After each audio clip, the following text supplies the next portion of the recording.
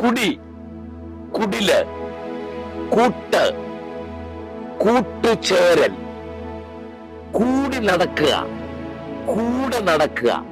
ഈ വാക്കുകളുടെ എല്ലാം കൂടെ ആകെ തുകയാണ് കുടുംബം എന്ന് പറയുന്നത്.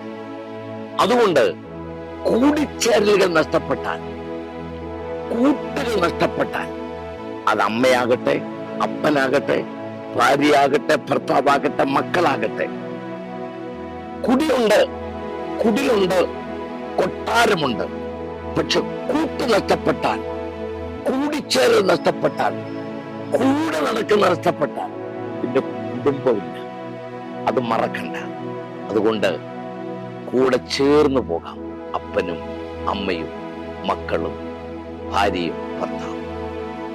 കേട്ടോ?